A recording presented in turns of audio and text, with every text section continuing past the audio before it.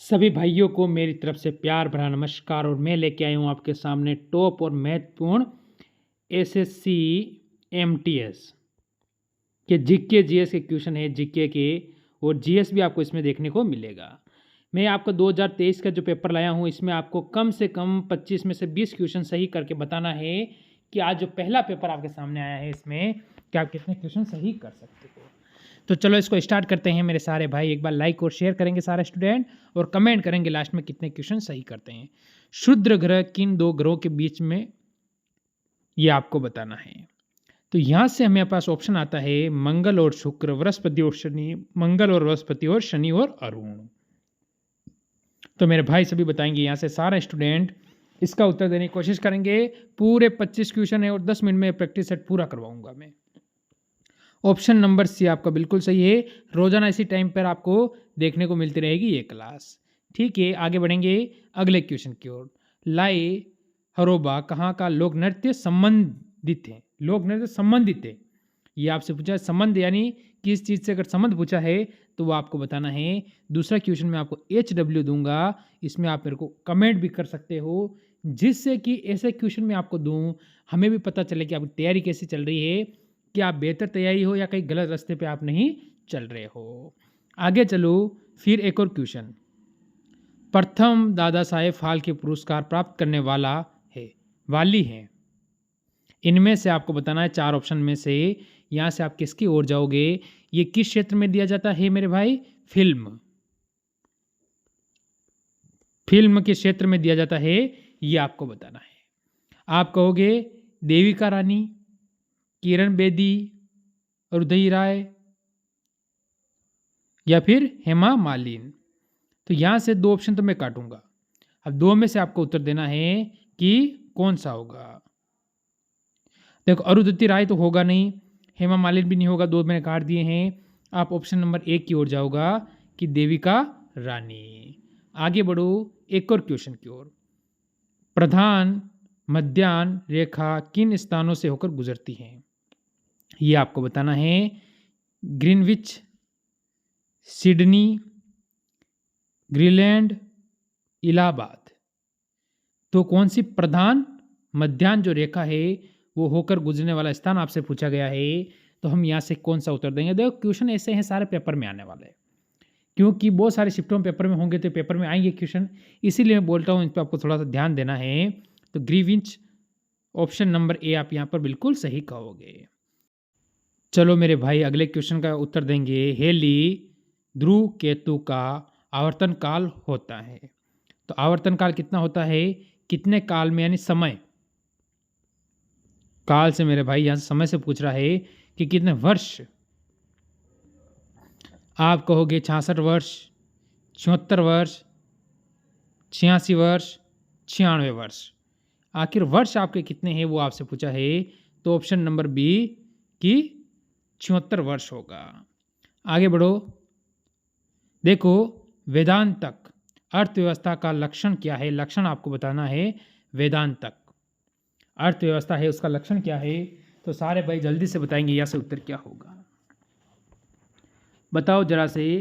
जैसे कि निजी क्षेत्र व सार्वजनिक क्षेत्र दोनों का होना, ये तो मेरे को यहाँ से कहीं सही नहीं लग रहा है, मैं पहले ही काट देता हूँ ऑप्शन आपका। आगे चलो, परंपरागत और आधुनिक का एक साथ होना हो सकता है, लघु एवं भारी उद्योग का एक साथ होना, या उपयुक्त सभी। अगर एक ऑप्शन मैंने काट दिया तो ये भी आप काट दोगे। आप खुद भी लगाना, पेन को भी साथ में लेके बैठना। ऑप्शन नंबर बी, यहाँ से परंपरा और आधुनिक एकता के साथ होना। आगे बढ़ो। जीडीपी में निम्नलिखित में क्या शामिल होता है? जीडीपी में जो निम्नलिखित में से क्या शामिल होता है, ये आपसे पूछा है। निजी उपभोक्ता व्यय, घरेलू निजी व्यय, या फिर वस्तुओं एवं सेवाओं पर सरकारी व्यय, या उपयुक्त सभी। यानी ऑप्शन नंबर आप डी की ओर जाना चाहो तो बिल्कुल सही है ऑप्शन नंबर डी मेरे भाई आपका। यहाँ से आगे बढ़ो अगले क्वेश्चन पर। ऑस्कर पुरस्कार प्राप्त करने वाला प्रथम भारतीय, यानी जब ऑस्कर पुरस्कार मिला था वो भारतीय में जो प्रथम व्यक्ति कौन था, वो उसके बारे में आपसे पूछ रहा है। यहाँ से दिलीप कुमार, भानु अथैया, लता मंगेशकर, या सत्य जीत रहे। यहाँ से 4 ऑप्शन ऐसे हैं, इसमें से आपको, चलो अगर आप चाहो एक ऑप्शन तो आप काट दो, फिर भी 3 में आपको थोड़ा सा डाउट रहेगा, तो डाउट नहीं रखना है। भानु अथैया ऑप्शन नंबर बी मेरे सारे स्टूडेंट यहाँ से बिल्कुल सही देंगे। आगे बढ़ो एक और क्वेश्चन की ओर। किस तापमान पर सेंटीग्रेड और फ़ारेनहाइट पैमाने का मान समान हो जाता है? यह आपसे पूछ रहा है 0 डिग्री पर, -173 डिग्री, -40 डिग्री, +4 डिग्री।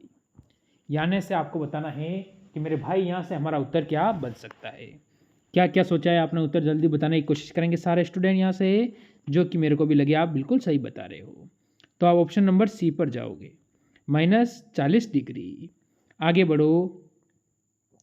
अक्रिय गैस परमाणु से सबसे बाहरी कक्षाओं में कितने इलेक्ट्रॉन होते हैं? इलेक्ट्रॉन पूछे बाहर कितने होते हैं, तो यहाँ से मेरे भाई सभी कहेंगे कि 4, 6, 8, 5। तो बाहर कितने इलेक्ट्रॉन होते हैं ये आपसे इसने पूछा है। तो मेरे सारे स्टूडेंट कहेंगे ऑप्शन नंबर सी बिल्कुल सही है सर, हमारा यहाँ से सी हो जाएगा। आगे बढ़े अगले क्वेश्चन पर। कौन सा रोग मच्छर द्वारा नहीं फैलता है, ऐसा आपको बताना है। यहाँ से मच्छर के द्वारा एक रोग नहीं फैलता है। मलेरिया, फाइलेरिया, डेंगू ज्वर, रेबीज। अब देखो आप मेरी बात सुनोगे यहाँ से कि आपका उत्तर क्या होता है। मेरे भाई यहाँ से ये रेबीज का जो होता है ये कुत्ते के काटने से फैलता है। कुत्ता होता है उसके काटने से फैलने वाला रोग होता है रेबीज। तो फिर ये 3 फैलते हैं, एक नहीं फैलता है, तो ऑप्शन नंबर डी की ओर आप चले जाओगे। आगे बढ़ेंगे एक और क्वेश्चन पर। राष्ट्रीय विकास परिषद की स्थापना किस वर्ष हुई थी? राष्ट्रीय विकास जो परिषद है उसकी स्थापना किस वर्ष हुई थी? ऑप्शन में 1948, 1954, 1942, 1952। 4 ऑप्शन आपके सामने हैं और एक अपना उत्तर है जो बिल्कुल सही होगा। तो मेरे भाई ऑप्शन नंबर डी 1952 यहाँ से बिल्कुल सही है। आगे बढ़ो एक और क्वेश्चन की ओर। भारतीय चित्रकला के सर्वोत्कृष्ट नमूने हमें प्राप्त होते हैं, कहाँ से होते हैं? सर्वोच्च यानी सबसे ऊपर, बेस्ट, हमें उसे बेस्ट कह सकते हैं, बेस्ट या टॉप, टॉप भी कह सकते हो आप। मेहरौली स्तंभ के लेख से, राजगृह शैली से, मुगलकालीन शैली से, अजंता एलोराओं की गुफाओं से। तो मेरे भाई अगर उत्तर आप ऑप्शन नंबर डी पर जा रहे हो तो आप बिल्कुल सही है सारे स्टूडेंट। आगे बढ़ो, फिर इस क्वेश्चन का उत्तर दो। देना क्या कहता है? सर्वाधिक मतदाताओं वाला देश कौन था, यानी सर्वाधिक मतदान कहाँ पर होते हैं आखिरकार, किस देश में सभी लोग मतदान करते हैं? बताओ जल्दी से, बताओ यहाँ से आपका सर्वाधिक मतदान वाला देश कौन सा है? भारत, चीन, अमेरिका, ब्रिटेन। यहाँ से मेरे स्टूडेंट आप सभी उत्तर क्या दे रहे हैं? तो सभी कहोगे सर हम तो ऑप्शन नंबर ए दे रहे हैं, भारत। बिल्कुल सही है। आगे बढ़ो, फिर एक और क्वेश्चन पूछता है, तिरुपति मंदिर किस राज्य में है? तिरुपति किसका है? हनुमान जी का।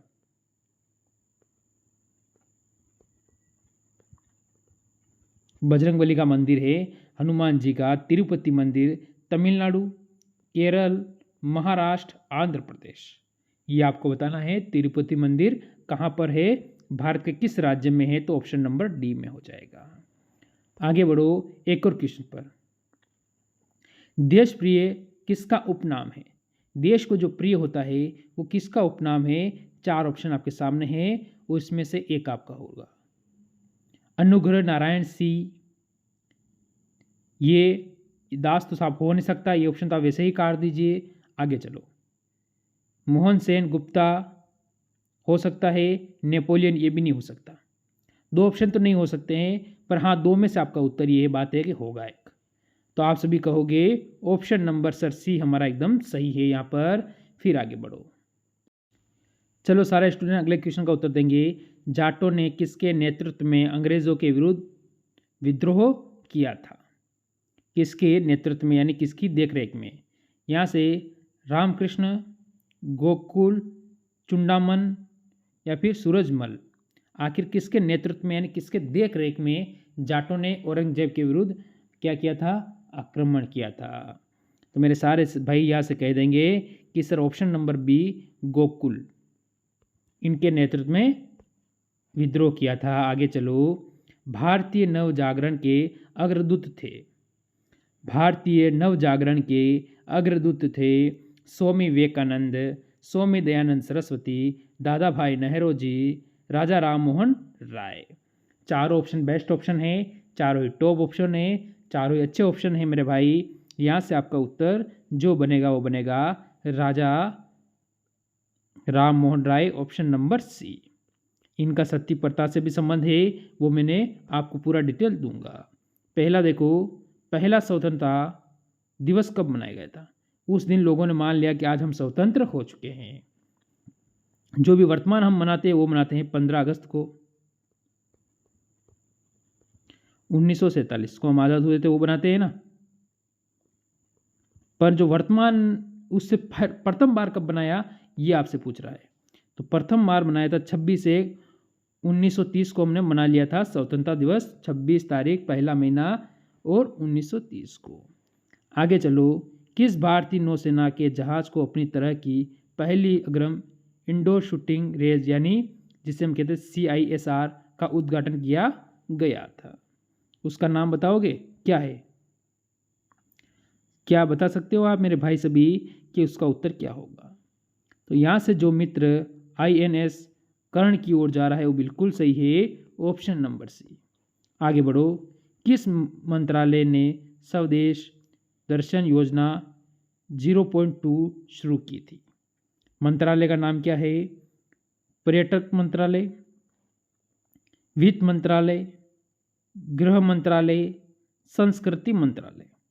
ये आपको बताना है कि आपका उत्तर यहाँ से क्या होगा।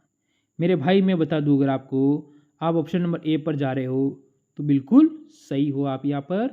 आगे बढ़ो फिर एक और क्वेश्चन की ओर। अगला क्वेश्चन आपका क्या कह रहा है, देखिए बढ़िया क्वेश्चन और टॉप क्वेश्चन, इसे आप रख लीजिए क्योंकि अब ये 2022 में पूछा गया क्वेश्चन। राष्ट्र खेल 2022 में भारत के ध्वजवाहक कौन थे? जो भारत की तरह से ध्वजवाहक थे वो कौन थे? तो बजरंग पूनिया, नीरज चोपड़ा, PV सिंधु, मीराबाई चानू। यानी भारत की तरफ से जो ध्वज वाहक थे, जो ध्वज लहरा रहे थे, वो कौन थे? हमसे ये पूछा इस क्वेश्चन ने। तो हम क्या कहेंगे इसमें मेरे भाई, ये आपको बताना है। तो आप कहोगे PV सिंधु। PV सिंधु का मतलब ऑप्शन नंबर सी एकदम सही है। आगे बढ़ो फिर एक और क्वेश्चन पर क्या कह रहा है। ब्लू डुक को किस राज्य की स्टेट बटरफ्लाई घोषित किया गया है? स्टेट की जो बटरफ्लाई है वो घोषित किया गया है। यहाँ से हम कहेंगे मेघालय, पश्चिम बंगाल, सिक्किम, अरुणाचल प्रदेश। चारों ही ऑप्शन अच्छे हैं, चारों ही ऑप्शन बेस्ट है और चारों ही ऑप्शन टॉप है। आपको बताना है कि आपका उत्तर क्या है। मैं कहूँगा ऑप्शन नंबर सी, सिक्किम बिल्कुल सही है। आगे बढ़ो, अगला क्वेश्चन का उत्तर दो। कौन सा देश 2023 में ब्रिक्स की अध्यक्षता की मेजबानी की थी? करेगा नहीं, की थी, ये बताना आपको। तो कौन से देश ने की थी? ऑप्शन है यहाँ से दक्षिण अफ्रीका, ब्राज़ील, रूस, भारत। मेरे भाई आपको ये बताना है कि कौन से देश ने की थी यहाँ से। तो आप कहोगे ऑप्शन नंबर ए हमारा सही है, बिल्कुल दक्षिण अफ्रीका ने मेजबानी की थी। आज का लास्ट और अंतिम और 25वां क्वेश्चन का उत्तर देंगे। विश्व में सबसे अधिक सोना किस देश में पाया जाता है? सर्वाधिक सोना कौन से देश में है? क्या आप ये मेरे को कमेंट कर सकते हो? इसके बारे में तो आप कमेंट कर सकते हो। तो ये 2 क्वेश्चन मैंने HW दिए हैं, ज़रूर कमेंट करना कि 25 में से आपका 20+ का टारगेट है या नहीं, या 18 का है, 17 का है। पूरी क्लास देखने के लिए बहुत बहुत धन्यवाद। जय हिंद, जय भारत।